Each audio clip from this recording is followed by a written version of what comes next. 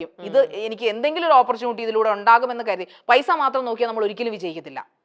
എന്നോട് ഒരുപാട് anchors വേറെയൊക്കെ channel anchor പറയും നീ കുറച്ചാണ് വാങ്ങിക്കുന്ന പേയ്മെന്റ്, നീ ഇതിലൂടെ കൂട്ടി ചോദിക്കും. ഇതിനെ കുറച്ച് പേർക്ക് ഇപ്പം അറിയാലോ. ഞാൻ പറഞ്ഞില്ല, എന്നെ സംബന്ധിച്ചിടത്തോളം എനിക്കൊരു അവസരം ദൈവം തരും, അവർ ഇങ്ങോട്ട് ഓഫർ ചെയ്യുന്ന ഒരു ദിവസം വരും.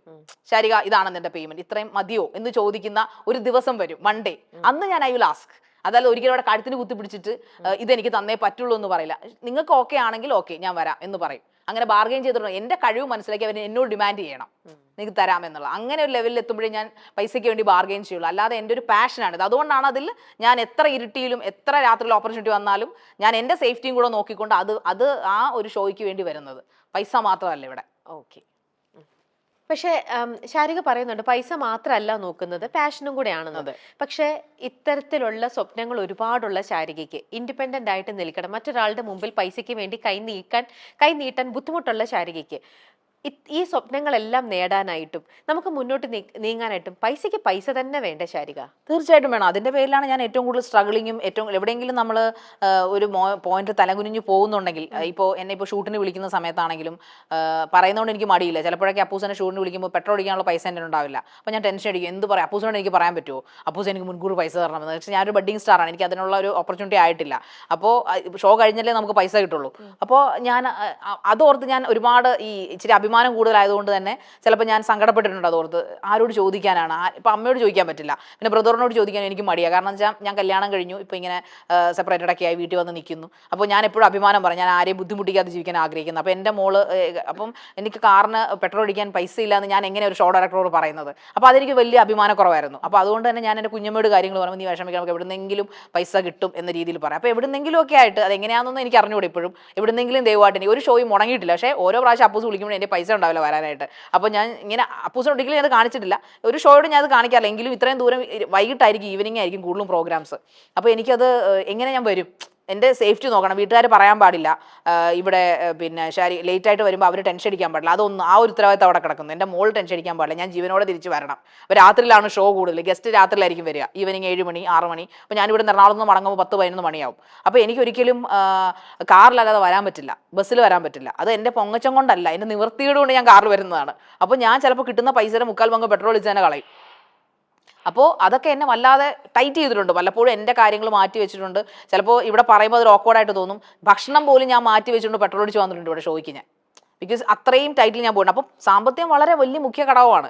അപ്പോൾ എനിക്കൊരു മുഖം വരുമ്പോൾ ഇപ്പോൾ ഞാൻ ആൾക്കാരോട് പറയും എൻ്റെ പേയ്മെൻറ്റ് ഇതാണ്, എൻ്റെ സമയത്തിന് നിങ്ങൾ ഇമ്പോർട്ടൻറ്റ് തരണം, എൻ്റെ കാര്യം പറഞ്ഞാൽ ഞാൻ പൈസ വാങ്ങിക്കും. അവിടെ ഒരു ആർത്തി വരത്തില്ല ഒരിക്കലും. അത് എനിക്ക് ജീവിതത്തിൽ ഒരിക്കലും ഞാനത് കാണിക്കില്ല. കാരണം പൈസയ്ക്ക് പൈസ വേണം, പക്ഷേ പൈസ ഇല്ലാതെ വരുമ്പോൾ നമ്മളൊന്നുമല്ല എന്ന് വെച്ച് പൈസ കൊണ്ട് എല്ലാം ആകാമെന്ന് നമ്മൾ ചിന്തിക്കില്ല. പൈസ നമുക്കൊരു കോൺഫിഡൻസ് ആണ് എപ്പോഴും. ആ കോൺഫിഡൻസ് ഇപ്പോൾ എനിക്ക് ചെറുതായിട്ടൊക്കെ വന്നിട്ടുണ്ടെന്ന് തോന്നുന്നു. കാരണം നമുക്ക് ഷോസ് കിട്ടി തുടങ്ങി, കൂടുതലായിട്ട് ഷോസ് ഉണ്ട്. അത് പിന്നെ മൈൽ സ്റ്റോണിൻ്റെ ആയാലും മറ്റ് വാർത്തകൾ ഒരുപാട് ചെയ്യുന്ന ഒരാളാണ് ഞാൻ. ഒരുപാട് വാർത്താ ചാനലുകളിൽ വർക്ക് ചെയ്യുന്നുണ്ട്. അപ്പോൾ ന്യൂസ് ചെയ്യുന്ന ആയതുകൊണ്ട് തന്നെ നമുക്കിപ്പോൾ ഒരു മുഖം ഉള്ളത്, ആ മുഖം തന്നത് ഞാൻ ആ മൈൽ സ്റ്റോൺ എന്നും കടപ്പെട്ടവളായിരിക്കും. കാരണം അവരാണ് എനിക്കൊരു മുഖം തന്നത്. അതുകൊണ്ട് തന്നെ എൻ്റെ ചാനലിൽ നിന്നാണെങ്കിലും എനിക്ക് ചെറിയ വരുമാനങ്ങൾ തുടങ്ങി. മറ്റുള്ളവർക്ക് എനിക്കൊരു എമൗണ്ട് പറയാൻ പറ്റി. വലിയ എമൗണ്ട് അല്ലെങ്കിലും എനിക്ക് ഈ എമൗണ്ടിന് വരാൻ പറ്റില്ല, കുറച്ചുകൂടെ കൂടുതൽ തരണം നിങ്ങൾ. അപ്പോൾ അവർക്ക് കാര്യം മനസ്സിലായി. ഒരിക്കലും എന്നോട് തറ്റില്ല, നീ വരണ്ട എന്ന് ഒരാളും പറഞ്ഞിട്ടില്ല കേട്ടോ.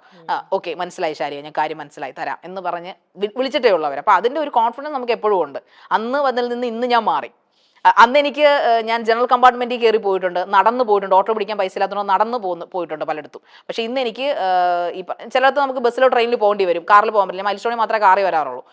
മറ്റിടത്തൊക്കെ ഞാൻ ട്രെയിനിലോ ബസ്സിലാണ് പോകുന്നത്. അപ്പോൾ ചിലപ്പോൾ ഞാൻ ഇന്ന് എനിക്ക് ഈ പറഞ്ഞ പോലെ ജനറലിന് പകരം ഞാൻ ഇത്രയും 1.5 വർഷത്തിന് ശേഷമാണ് ഒരു AC കമ്പാർട്ട്മെൻറ്റ് ആദ്യമായിട്ട് പൈസ കൊടുത്ത് പോകുന്നത്. ഈ 1.5 വർഷത്തിന് ശേഷം. ദെൻ കഴിഞ്ഞ ദിവസം ഞാൻ വന്ദേ ഭാരതിൽ ആദ്യമായിട്ട് ഇത്രയും നാൾക്ക് ശേഷം ആദ്യമായിട്ട് വന്ദേ ഭാരതിൽ ട്രിവാൻഡ്രത്ത് ഒരു പ്രോഗ്രാം കഴിഞ്ഞിട്ട് ആലപ്പുഴയ്ക്ക് കയറുന്നത്. അപ്പോൾ അങ്ങനൊരു മാറ്റം ഇപ്പോൾ ഉണ്ടാകുന്നുണ്ട്. അത് സാമ്പത്തികം കൂടുന്നതുകൊണ്ടാണ് ചെറുതായിട്ട്. ഓരോ ഷോ കഴിഞ്ഞിട്ട് ആ ഷോയിൽ നിന്ന് കിട്ടുന്ന പേയ്മെന്റ് കിട്ടിയിട്ട് വേണം എനിക്ക് മുന്നോട്ട് കാര്യങ്ങൾ ചെയ്യാനായിട്ട്. തീർച്ചയായിട്ടും അങ്ങനെ അത്രയും സ്ട്രൈവ് ചെയ്തിട്ടാണ് ഞാൻ ഓരോ ഷോയ്ക്കും വന്നുകൊണ്ടിരുന്നത്. പക്ഷെ ആൾക്കാർക്ക് അറിയില്ല. കാണുമ്പോൾ ഇപ്പോൾ ഡ്രസ്സിൻ്റെ കാര്യം ഞാനിവിടെ ടെൻഷൻ അടിച്ചിട്ടുണ്ട്. കാരണം എൻ്റെ ഷോസൊക്കെ മില്ലിനടിച്ച് പോകുന്നത് എനിക്ക് വേറെ ഡ്രസ്സ് എടുക്കാതിരിക്കാൻ പറ്റത്തില്ല. അപ്പോൾ ഇവർ എന്നെ നിർബന്ധിച്ചിട്ടില്ല. പക്ഷേ അവർ റിപ്പീറ്റഡ് ഡ്രസ്സ് ഇടുന്ന പറയുമ്പോൾ ഞാൻ ചിന്തിക്കുകയാണ് എങ്ങനെ എടുക്കണം ഡ്രസ്സ് എടുക്കാൻ പൈസ വേണ്ടേ. അപ്പോൾ ഇതിൽ നിന്ന് ഇടുന്ന പൈസ കൊണ്ട് അല്ലെങ്കിൽ മറ്റ് ഇടയ്ക്കിടയ്ക്ക് എൻ്റെ വീട്ടിൽ നിന്ന് ഞാൻ വാർത്തയൊക്കെ ചെയ്യുന്നുണ്ട്. ആ സമയത്ത് അതിൽ നിന്നും വരുമാനം കിട്ടുന്നുണ്ട്. എന്നാലും അതൊക്കെ ഒരു ഇത്ര എമൗണ്ടിലേ കിട്ടുള്ളൂ. അപ്പോൾ ഏറ്റവും കൂടുതൽ ഞാൻ പൈസ ചിലവാക്കിയിരിക്കുന്നത് ഈ പറയുന്ന പോലെ മൈൽ സ്റ്റോണിൽ വരാൻ വേണ്ടിയിട്ടുണ്ട്. കാരണം വെച്ചാൽ കാറിലേ വരാൻ പറ്റുള്ളൂ. ഈ പറയുന്ന പോലെ ഷോസിന് ഡ്രസ്സ് വേണം, മറ്റിടത്തേക്ക് പിന്നെ എനിക്ക് അഡ്ജസ്റ്റ്. അപ്പോൾ ഇതെല്ലാം പാച്ചപ്പ് ചെയ്ത് ഇങ്ങനെ ഒരുതരം റോളർ കോസ്റ്ററിലൂടെയാണ് കുറേ നാൾ ഞാൻ പോയിക്കൊണ്ടിരുന്നത്. ആരോടും എനിക്ക് ഷെയർ ചെയ്യാൻ പറ്റില്ല. ബിക്കോസ് ഞാനൊരു ആങ്കറാണ്. ഷോ ഡേറ്ററോടെ നമുക്ക് മറ്റേ നമ്മുടെ ദാരിദ്ര്യ കഥയൊക്കെ പറഞ്ഞിട്ട് സാറേ പൈസ തരണേ കാശ് തരണേ എന്നൊക്കെ കരയാൻ പറ്റില്ല. അപ്പോൾ ഞാനൊരു അഭിമാന ബോധം ഇച്ചിരി കൂടിയ ആളായതുകൊണ്ട് തന്നെ തല കുനിഞ്ഞൊരു പരിപാടി നമ്മളെ പൈസ ചോദിച്ചതിൻ്റെ പേരിൽ മുതലാക്കരുതെന്ന് എനിക്ക് നിർബന്ധം ഉണ്ടായിരുന്നു. നീ ചോദിച്ചപ്പോൾ ഞാൻ പൈസ തന്നല്ലേ, അതുകൊണ്ട് ഞാൻ പറയുന്നത് നീ ചെയ്യണം. ആ ഒരു ലെവലിലേക്ക് ഞാൻ ഒരിക്കലും പോകത്തില്ലായിരുന്നു. അത് മരിക്കേണ്ടി വന്നാലും പോകത്തില്ലെന്ന് തീരുമാനിച്ചിരുന്ന ആളാണ് ഞാൻ. അധ്വാനിച്ച് മുന്നോട്ട് തന്നെ പോകുമെന്ന് ചിന്തിച്ചിട്ട് വ്യക്തിയാണ്. അതുകൊണ്ട് ഞാൻ പട്ടിണി കിടന്നാലും എൻ്റെ ഷോ നടക്കണം, എൻ്റെ വർക്ക് മുടങ്ങാൻ പാടില്ല. കാരണം ഇത് സ്റ്റോപ്പ് ചെയ്യാൻ ആഗ്രഹിക്കുന്ന കുറച്ചധികം ആൾക്കാർ ചുറ്റും നിൽപ്പുണ്ട്. ഒരു കാരണം ഉണ്ടാക്കിയിട്ട് എന്തിനാ ഇത് നിന്നോട് പറഞ്ഞതല്ലേ ഏതെങ്കിലും പ്രൈവറ്റ് കമ്പനി. എനിക്ക് പ്രൈവറ്റ് കമ്പനി ജോലി ഉണ്ടായിരുന്ന ആളാണ്. ഞാൻ മാനേജറായിട്ട് വർക്ക് ചെയ്തിട്ടുണ്ട്, എഡ്യൂക്കേഷൻ സെക്രട്ടറി വർക്ക് ചെയ്ത് 8 വർഷം വർക്ക് ചെയ്തിട്ടുണ്ട് MNC-യിലൊക്കെ. പക്ഷേ അതൊക്കെ വിട്ടിട്ട് എൻ്റെ പാഷനിലേക്ക് പോകുമ്പോൾ നമുക്ക് ഒരുപാട് സ്ട്രഗിൾ ഉണ്ട്. ഇപ്പോൾ ഫ്രീലാൻസറായിട്ട് വർക്ക് ചെയ്യുമ്പോൾ ഒരുപാട് സ്ട്രഗിൾ ഉണ്ട്. ഞാൻ ഒരുപാട് ട്രാവൽ ചെയ്യണം, ഉറക്കമില്ലാതെ എത്രയോ പ്രോഗ്രാംസ് ഇപ്പോൾ ട്രിവാൻഡ്രം, എറണാകുളം, കൊച്ചി ഒക്കെ പോകുന്നുണ്ട് ഞാൻ. അപ്പോഴൊക്കെ എൻ്റെ ആരോഗ്യമാണ് അവിടെ ഞാൻ കൊടുക്കുന്നത്. എങ്കിലും ഞാൻ നോക്കും, മാക്സിമം ഉറക്കമൊക്കെ ഞാൻ നോക്കാറുണ്ടെങ്കിലും ഞാൻ വിശ്രമമില്ലാതെ ഓടുകയാണ്. കാരണം ഈ പൈസ ഉണ്ടാക്കാനാണ് ഓടുന്നത്. അതോടൊപ്പം എൻ്റെ പാഷനാണ് എന്നെ അവിടെ തളർത്താത്തത്. പൈസയ്ക്ക് വേണ്ടി മാത്രം ഞാൻ ഓടുമ്പോൾ ഞാൻ മടുപ്പടിക്കും. മറിച്ച് അതെൻ്റെ ഇഷ്ടം കൂടെ ആകുമ്പോൾ അത് ഫ്യൂവലാണ് അതിൻ്റെ. അതൊക്കെ ശരിയാണ്. നമ്മൾ പാഷൻ അവിടെ ചെയ്തു. ഇപ്പം നമ്മൾക്ക് മൈൽ സ്റ്റോണിൽ തന്നെ ആണെങ്കിലും ഇഷ്ടം കൊണ്ട് വന്ന് ഷോ ചെയ്തു. ഷോ ചെയ്ത് കഴിഞ്ഞ് ഇപ്പം എന്നോട് ഇതുവരെ അപ്പൂസ് അത് പറഞ്ഞിട്ടില്ല. പക്ഷേ ഇന്നിപ്പോഴത്തെ നമ്മുടെ ഒരു ഷൂട്ട് നടക്കുന്നുണ്ട്, ഇന്ന് നമ്മളിങ്ങനെ ശാരികയിലൂടെ ഡീറ്റെയിലിംഗ് ആയിട്ട് പോണു എന്ന് നമ്മൾ ഷോ ചെയ്യുന്നു എന്നറിഞ്ഞപ്പോൾ മാത്രമാണ് അപ്പൂസ് എന്നോട് ഒരു കാര്യം പറഞ്ഞത്. ഷോ കഴിഞ്ഞ് കഴിഞ്ഞപ്പോൾ ഒരു ദിവസം ശാരിക പൈസ ചോദിച്ചു എനിക്ക് ചെലവിന് വേണ്ടിയിട്ട്. അപ്പൂസെ ഇന്നത്തെ ഷോ കഴിഞ്ഞല്ലോ, ഞാൻ എൻ്റെ ഡ്യൂട്ടി ചെയ്ത് കഴിഞ്ഞു, ഇനി എനിക്ക് എൻ്റെ ഷോയുടെ പൈസ തരാമോ എന്ന് പോകുന്നതിന് മുമ്പേ ഒരിക്കൽ ചോദിച്ചു എന്ന് പറഞ്ഞു. അത് കേട്ടപ്പോൾ തന്നെ എനിക്ക് ശരിക്കും ഭയങ്കര വിഷമം തോന്നി. അതെന്ന് വെച്ച് കഴിഞ്ഞാൽ എൻ്റെ മോളുടെ സ്കൂൾ സ്റ്റാർട്ട് ചെയ്യുമായിരുന്നു. അപ്പോൾ അവൾക്ക് കുറച്ച് സാധനങ്ങൾ വാങ്ങിക്കണം. അപ്പോൾ എനിക്ക് വേറെ പൈസ ഇല്ല. അപ്പോൾ അവൾക്ക് 2 ദിവസം കഴിഞ്ഞേ ഉള്ളൂ. അപ്പോൾ എനിക്ക് കുറച്ച് സാധനങ്ങൾ ഓൾറെഡി യൂണിഫോമിനൊക്കെ പൈസ കൊടുത്തു, പക്ഷേ ഇതിനുള്ള പൈസ തികയിച്ചില്ല. അപ്പോൾ എനിക്ക് ഈ ഷോ അപ്പോൾ അപ്പൂസം നേരത്തെ ഒന്നും പ്ലാൻ ചെയ്ത് പറഞ്ഞ ഷോ അല്ല. അപ്പോൾ പെട്ടെന്ന് കിട്ടുമ്പോൾ ദൈവാനുഗ്രഹം ഷോ കിട്ടിയല്ലോ. അപ്പോൾ എനിക്ക് മടിയുണ്ട്. 100 വട്ടം അപ്പൂസ് അത് അറിയുന്നില്ല.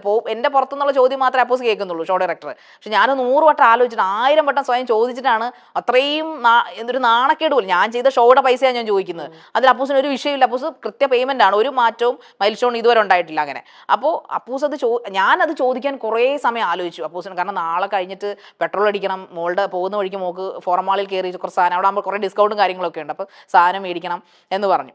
അപ്പോൾ അന്ന് ആദ്യമായിട്ടാണ് എനിക്ക് തോന്നുന്നു ഞാൻ അപ്പൂസിനോട് അപ്പൂസെ ഒന്ന് പൈസ ഇടും, അല്ലെങ്കിൽ അപ്പൂസ് ഇടുമ്പോഴേ എനിക്ക് ആഗ്രഹമില്ലായിട്ട് പേയ്മെന്റ് ഒക്കെ മൈൽ സ്റ്റോണിൽ നിന്ന് നമുക്ക് വരാറുണ്ട്. കറക്റ്റ് പേയ്മെന്റ് ഒക്കെ വരും. പക്ഷെ അത് ഈ ഷോ കഴിഞ്ഞ അപ്പൊ തന്നെ അല്ലല്ലോ പേയ്മെന്റ്. ഇവരുടെ ഒരു പേയ്മെന്റ് ഡേറ്റിൽ നമുക്ക് എല്ലാവർക്കും കറക്റ്റ് പേയ്മെന്റ് വരും. പക്ഷെ ഇത് ഇമ്മീഡിയറ്റ് ആയിട്ട് തന്നെ ഈ പറയുന്ന പോലെ സാധനങ്ങളെല്ലാം വാങ്ങാൻ വേണ്ടിയിട്ട് എനിക്ക് ചോദിക്കേണ്ടി വന്നു. അത് 100 വട്ടം ഞാനതൊരു അഹങ്കാരത്തോടെയോ പിടിച്ചു വാങ്ങിയല്ല, മറിച്ച് 100 വട്ടം ഒരു നാണക്കേടായിരുന്നു മനസ്സിൽ. അത് അപ്പൂസിനോട് ചോദിക്കണമല്ലോ, അല്ലെങ്കിൽ സാധാരണ അപ്പൂസ് ഇട്ട് തരുകയും ചെയ്യുന്നത്, ഇത് ചോദിക്കണമല്ലോ എന്ന് 100 വട്ടം ആലോചിച്ചപ്പോൾ പിന്നെ ഇങ്ങനെ. അപ്പോൾ അപ്പൂസ് എനിക്കൊന്ന് കുറച്ച് കഴിഞ്ഞിട്ട് 5:30 ആയപ്പോൾ ഞാൻ പിന്നെ വോയിസ് ഇട്ട് അപ്പൂസിനെ നേരിട്ട്, അപ്പൂസെ മോൾക്ക് കുറച്ച്. അപ്പോൾ അപ്പൂസ് എന്നോട് വഴക്ക് പറഞ്ഞു, ശാരിക്ക് ഇത് പറയാമായിരുന്നില്ലേ, മോൾക്ക് കുറച്ച് പോകുന്ന വഴിക്ക് വാങ്ങിക്കായിരുന്നല്ലോ കടയിൽ കയറി, അത് എന്തുകൊണ്ട് പറഞ്ഞില്ല. അപ്പോൾ എനിക്കൊരു ആശ്വാസം തോന്നി, പുള്ളി എന്നെ അണ്ടർ എസ്റ്റിമേറ്റ് ചെയ്തില്ലല്ലോ എന്ന്. അതൊരു വല്ലാത്തൊരു സമയമായിരുന്നു. ഇതൊക്കെ ചോദിക്കുമ്പോൾ ഞാൻ ഉള്ളിൽ വിഷമിക്കുകയാണ്, അല്ലാതെ എനിക്കൊരു വാശിയോ അല്ലെങ്കിൽ ആ ഒരു ഹോട്ട് സീറ്റിലിരിക്കുന്ന എൻ്റെ ഹൃദയം അപ്പോൾ ഹോട്ട് സീറ്റ് ആയിരിക്കും എപ്പോഴും ഇത് പറയുമ്പോഴത്തേക്ക്. ഇപ്പം സാമ്പത്തികം വലിയൊരു ഘടകം തന്നെയാണ് എമിച്ചി. എപ്പോഴും നമുക്ക് പൈസ നമ്മുടെ കയ്യിൽ എപ്പോഴും പേഴ്സിൽ, അല്ലെങ്കിൽ നമ്മൾ എവിടെയെങ്കിലും ആരുമായിട്ടെങ്കിലും പോകുമ്പോൾ പോലും അവരാണ് നമുക്ക് ട്രീറ്റ് തരുന്നെങ്കിൽ പോലും നമ്മുടെ കയ്യിൽ ഒരു 1000 രൂപ അല്ലെങ്കിൽ ഒരു 500 രൂപ കയ്യിൽ വേണമെന്ന് ചിന്തിക്കുന്നത്. പൈസയ്ക്ക് പൈസ തന്നെ വേണം, നമ്മൾ മുടക്കുന്നിടത്ത് മുടക്കിയേ പറ്റുള്ളൂ. അത് ബന്ധങ്ങളില്ല അവിടെ. സത്യമാണ്. ഇപ്പൊ പ്രത്യേകിച്ചും നമുക്ക് നമ്മളെ മക്കളെയും കൊണ്ട് മോളെയും കൊണ്ട് പുറത്തേക്ക് ഇറങ്ങുമ്പോൾ കുഞ്ഞുങ്ങൾക്ക് അവർക്ക് എത്ര നമ്മൾ നമ്മുടെ പൈസയുടെ ബുദ്ധിമുട്ട് പറഞ്ഞ് മനസ്സിലാക്കി എന്ന് പറഞ്ഞാലും അവരുടെ പ്രായം അതാണ്. അവർക്ക് പല ഫാൻസി സാധനങ്ങളൊക്കെ കാണുമ്പോൾ കുട്ടികളുടെ മനസ്സ് ആഗ്രഹിക്കും, അവർ അട്രാക്റ്റഡ് ആവും. അപ്പൊ അവര് അത് ആഗ്രഹിക്കുമ്പോൾ നമുക്കത് വാങ്ങി കൊടുക്കാൻ പറ്റാത്ത ഒരു പാരന്റിന്റെ അവസ്ഥ എന്ന് പറയുന്നത്, ഈശ്വര എന്റെ കയ്യിൽ പൈസ ഇല്ലല്ലോ. നമുക്ക് ആ ഒരു റിയാലിറ്റി അറിയുള്ളൂ. കുഞ്ഞിനെ ചിലപ്പോൾ മനസ്സിലായി, അപ്പോഴൊക്കെ നമ്മുടെ മനസ്സ് ഉരുകും അല്ലേ? തീർച്ചയായിട്ടും. എങ്ങനെ ഞാൻ അങ്ങനെ ഉരുകുന്ന ഒരു അമ്മയാണ് പല മൊമെന്റിലും ഞാൻ ചിലപ്പോഴൊക്കെ. പക്ഷെ എന്റെ മോളെ ഞാൻ അതുകൊണ്ട് തന്നെ റിയാലിറ്റി പറഞ്ഞ് പഠിപ്പിച്ചെന്നുള്ളതും അവൾ എന്നോട് എപ്പോഴും പറയാം, അമ്മ അവളൊന്നിനും വാശി പിടിക്കത്തില്ല, അമ്മയ്ക്ക് നിറച്ച് പൈസ ആയിട്ട് വാങ്ങിച്ചു തന്നാൽ മതി. അപ്പൊ അത് പറയുമ്പോൾ എന്റെ ഹൃദയം വേദനിക്കും. അവളത് മനസ്സിലാക്കിയിട്ടാണല്ലോ പറയുന്നതെന്ന് ഓർത്തിട്ട്.